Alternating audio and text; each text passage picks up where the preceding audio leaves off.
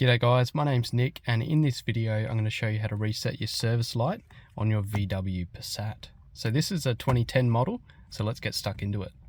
So the first thing we're going to do is turn the ignition on, then we're going to use these buttons on the steering wheel to navigate the menu in the instrument cluster.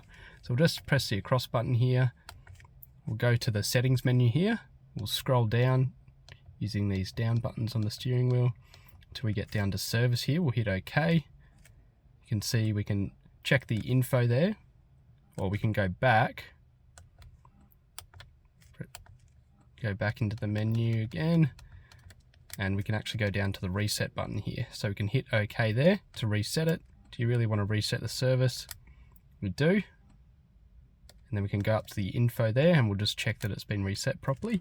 You can see it's reset for 15,000 Ks and 365 days, so that's perfect.